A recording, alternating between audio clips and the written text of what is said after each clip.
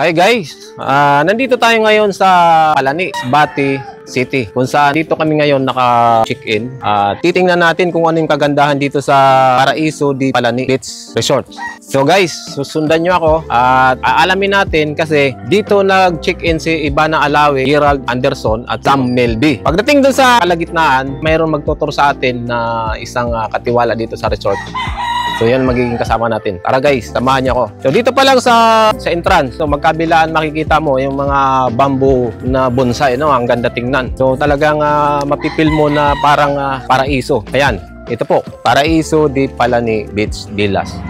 So dito tayo ngayon, habang naglalakad tayo dito, kung mapapansin nyo, sobrang tahimik ang lugar at napakaaliwalas, napakalinis at malamig ang simoy ng hangin sapagkat maraming punong kahoy.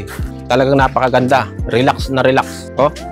Yan. Isa yan sa nakikita natin na magandang pwesto para kung saan gusto nyong mag-relax dito sa Masbate. Puntahan nyo lang po yung Palani Beach Resort. So lakad po tayo ng konti. Pupuntahan natin ang aming kwarto na chinikinan. So dito, unahin muna natin itong kwarto na aming chinikinan. Oh, dito, ang ganda dito. Oh. Wow! Ang sarap. Para ka na rin nasa gubat pag ganito yung kalagayan dito sa Palani, no? Ang ganda ng mga kawayan, no? Hindi natatagos yung sikat ng araw. So dito, titingnan muna natin yung aming chinikinan. Ito yung dito kami naka-check-in ngayon, Casa 4. Ito yung Casa 4, ito yung tinatawag na dorm na 8-an. At ang halaga nito is 3. So titingnan natin. O yan.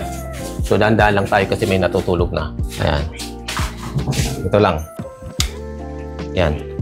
Meron siyang bed na 1, 2, 3, 4, 5, 6, 7, 8, 8 tao. So, at mayroong isang CR. So tingnan natin yung CR. Yan.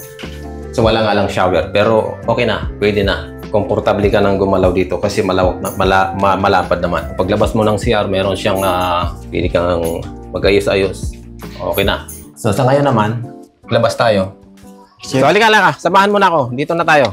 Pwede ba natin banggitin ang pangalan mo?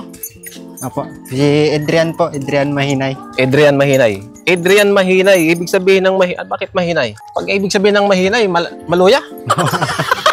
Bisaya yung Mahinay, maluya. Apo.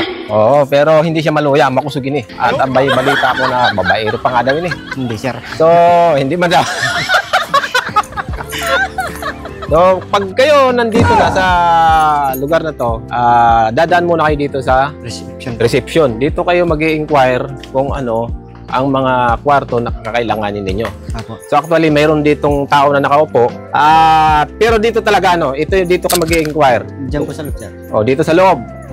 Yan. Pero wag na nating gambalain pa yan. Ang importante, makita nyo yung harapan. At, di ba, napakaliwalas, malinis, kumikinang. Talagang may inganyo ka kung kayo ay taga Maynila at napadpad kayo ng Masbate, puntaryahin nyo na yung Palani Beach Resort dito sa Balod. Yan. Ngayon, ito na. Ito na yung pinaka-highlight na gusto natin makita. Yung, unahin natin muna yung kwarto ni Ivana. Dito siya. Asan? Dito siya. Dito. Malayo pala siya dito. Apo. Na ano yun, sir, yung tago siya. Tago? Oo. Tingnan mo naman kahit saan ka tumingin. Kahit saan ka tumingin. Yan, malinis. Saka napaka-presko ng hangin. Kahit na tanghaling tapat, napaka-presko ng hangin. So ito yung kwarto ni Ivana. Halika, samahan nyo kami. Ito yung kwarto ni Ivana. Kung tawagin, bida. Talagang bida talaga, si Ivana. Ayan. So halika. Halika, pasok ka, pasok. Bali up and down pa to. Apo, sir. Up and down. Malamang doon si Ivana nakapwesto yan. Malamang dyan si Ivana siguro naka-check-in. At siguro yung kanyang mga staff dito yan. Dito. Nung nag-check-in si Ivana dito, mga ilan sila? 3 po. 3 lang. So napakaluwag. Kahit na mag-basketball sila dito, talagang napakaluwag. So ang ganda ng aranya niya. Parang salag ng agila. Aircon. Yan. So ngayon naman, balita kasi kami na muntik daw malaglagan ng buko si Ivana dito. Hindi po yun na, sir. Ha? Hindi po yun na... Hindi mo nasaksihan, pero alam mo kung saan. Dito yan, sir. Oo, alam mo kung saan banda dito na muntik daw siyang laglagan ng buko. Naku, buti na lang hindi nga siya tinamaan. Hindi ko rin alam, sir, kung saan po yun banda po. Balita ko dito, banda rito, kasi ito lang naman na may bunga. Ito lang yung may bunga na nyug na pwedeng puminsala kay Ivana, pero sa At pasalamat tayo at hindi naman talaga nangyari sa kanya. Ayan. Ito yon. Kung nakikita nyo, ito yung nyug na muntik ng anong nagkaroon ng bunga yan, muntik ng malaglagan si Ivana. Ayan. Ngayon, saan si Ivana banda kumain? Diyan po. Dito. Opo. Yung last day nila po. Yung pinaka last day, ilan araw ba si Ivana nag-stay dito sa Palani? Parang 1 month po ata. Ha? Pakatagal ano? Bakit may Parang shooting isang, sila? ano po, isang buwan. May shooting ba sila nung panahon na yun? Yung pamilya po. Oo. So Dito dito nakita ko mismo. Oy, ibig sabihin napakasimple lang ni Ivana na kumain dito. Opo. Talagang kumain siyang nakaupo lang, nakaganyan, nakasalampak lang. Talagang simpleng-simple lang si Ivana, no? Kahit sa personal, kung makita nyo si Ivana, talagang simpleng tao, simpleng babae lang, pero napakaganda niya. So ngayon naman, yun ang kwento tungkol kay Ivana. Tingnan naman natin yung kwarto ni Gerald Anderson. So samantalay na natin ang pagkakataon habang nandito tayo sa Palani, sapagkat ito ay isang pribilehiyo na ma-vlog natin itong Palani Resorts dito sa Masbate. At kung mapapansin nyo mga guys, mga playground na to, no, napakaganda, Bermuda grass. So actually kaya siguro medyo ano na, may patsi-patsi siya kasi talagang mainit. Pero pag umulan, saglit lang yan. Pero di ba ang ganda tingnan. Yan, kung nakikita nyo, ang ganda tingnan. So tingnan natin yung kwarto ni Gerald Anderson. Ito muna yung kay Gerald. Kay Gerald ba ito? Kay Samuel B? Kay Gerald po. Kay Gerald Anderson. Pangalan ng room niya? Vista Almar. Yan, tingnan natin sa loob. Tingnan natin siya, chinilas natin kasi wow, ganda. May dalawang bed, dalawahan, double. So pwede 4 na tao dito. Mayroong isang aircon, TV, mayroong portable na refrigeration, no? Yan. CR, maliit lang pero okay na, komportable ka na. Tapos, ano to? Ano tong korte ng ano to? Ito na yung pinakabintana niya. Ayan, kung makikita nyo, diba? Hahawiin mo lang siya ng konti, parang ang ganda tingnan. Merong background dun sa likod na halaman. So, gano'n na nga. Napakaganda talaga. Simple, maganda pero hindi mahal. Yung ano tong kortina nandito?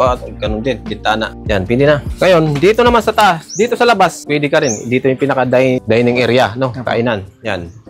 O, diba? Napakasimple lang. Kala mo hindi artista. Talagang napakaganda. So, sila magkatabi lang po sila Gerald tsaka kay Samuel Becerra. Magkatabi lang sila. Ibig sabihin, tagusan yan? Pwede magtagusan yan? Doon sa kabila? Hindi. Magkatabi lang ng kwarto. Anong ano? Yung isang bahay lang, pinaghati, 2 kwarto, magkatalikuran lang. Opo. Talagang simple lang, no? So, ganun din ang...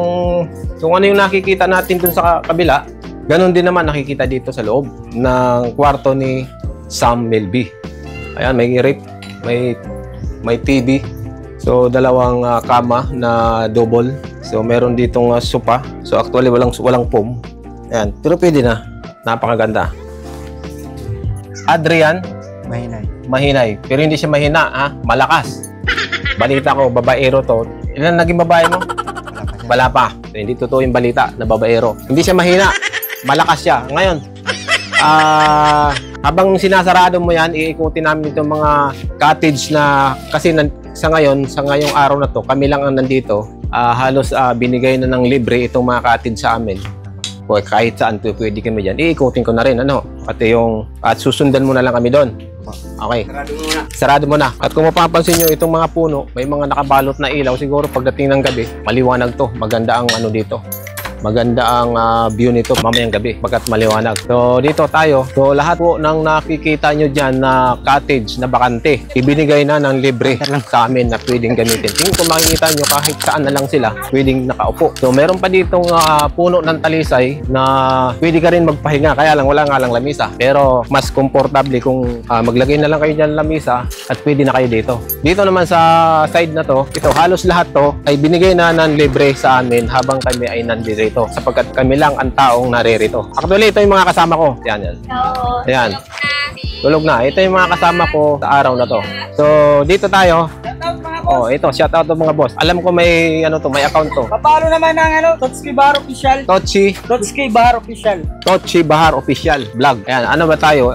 Facebook page. Sa page po, Totchi Bahar Vlog. Yan. Tapos, dito naman sa party na to, nandito kami nagluluto ngayon na pwedeng mag-ihaw-ihaw. Yan. Dito kami nagluto. Ito na yung mga niluto namin para sa hapunan. So, ito na napakalawak din ng grills dito. Pwede tayong mag-ihaw. So, dito nagdala na lang kami ng portable na kalan na pwede namin gamitin. Ito yung mga kasirola, dala namin ito, pero yung iba nagkulang. So, pwede naman umarkila dyan, 50 pesos lang, mayroon ka na. Ganon din ang tubig. Hindi rin kami nakadala ng container. Naupahan lang namin siguro, 20 pesos, pwede na. Kaya kung pupunta kayo dito at wala kayong mga dala, kulang ang iyong mga dala sa pagluluto, mayroon din ditong maarkilahan. So, napansin ko dito kanina, ito yung side na to, na napakasarap pahingahan. Dahil kahit na tindi ang init ang sikat ng araw, hindi mo mararamdaman na naiinitan ka sapagkat napakalakas ng hangin. Itong bata na to, alam ko, mayroong itong page o FB account. Anong ang pangalan ng FB account mo? Ha? Ano? Di mo alam? Sige na. Ipopromote natin. Ha? So, nahihiya. So, dito mamaya, aabangan na lang natin mamaya pag lubog ng sikat ng araw. Dahil sa sobrang init, maalon, nagkataon na low tide. Ganun talaga kapag nag-low tide, maalon ang dagat. Kapag malakas ang hangin, maalon ang dagat. Pero mamaya niyan, pag lubog ng araw, magha-high tide niyan. So, dahan-dahan na titigil yung huhupa yung alon. So, pwede na kaming maligo dyan. So, mamaya, aabangan nyo po dyan. Mamaya, pag lubog ng araw, yung kung tawagin is sunset, no? Doon natin makikita. Hanggang dito na lang yung vlog natin. At bago tayo pagtapos, muli, nagpapasalamat ako sa ating mga viewers, sa mga solid viewers na walang sawang nanonood ng aking mga vlog. At kung kayo ay hindi pa nakapag-subscribe, mag-subscribe po kayo, Romal Bahar Vlog. Paki-like and share, paki-pindot na rin ng bell button para updated kayo sa mga video na aming i-upload. So, siya nga pala, shoutout nga pala bago tayo magtapos, mayroong nagpapa-shoutout. Shoutout kay Rex Motovlog. Rex Motovlog, mabuhay ka. Si Nol Vlog, Isidro Bahar Vlog, ito mismo sa Masbate, shoutout po. Diyan po sa Barrio Cagayan Exterior. At siyempre, kay Papa Jun TV na ang biyaherong Masbateño pero hindi babayero. Boss, saludo ako sa iyo. Maraming salamat.